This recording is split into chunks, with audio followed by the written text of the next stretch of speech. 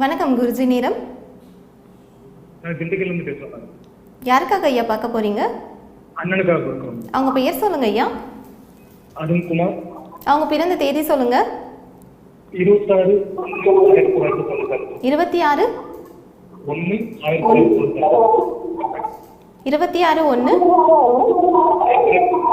Sir phone பார்க்காம பேசுங்க. பிறந்த தேதி சொல்லுங்க ஐயா. ஜனவரி 26, 1995. 1995. பிறந்த நேரம் 9:52 PM. பிறந்த நேரம் சொல்லுங்க ஐயா.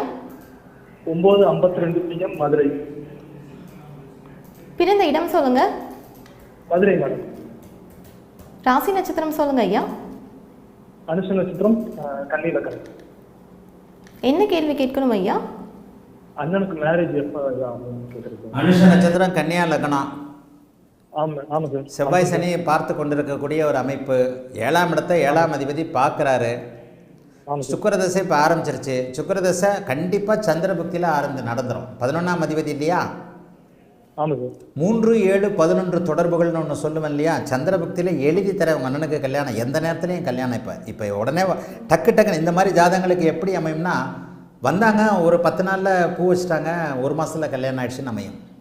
பிறந்த நேரம் கரெக்டாக இருந்ததுன்னா குரு எந்த அந்தரமில் கூட நான் சொல்கிறேன் உங்களுக்கு. எப்போ இந்த பிறந்த நேரம் நான் சொல்கிற பலன்கள் ஒரு கொஞ்சம் முன்ன பின்ன நடக்கும். ஒரு 10 நாள் 20 நாள் வர 20/3/2026 அதிலிருந்து 3 மாதம் ஜூன் மாதத்துக்குள்ளே 2026 ஏப்ரல் மே ஜூன் இது 1 மாதம் முன்ன பின்ன வரும். அதுக்குள்ளே உங்கள் அண்ணனுக்கு கல்யாணம் ஆகிடும்.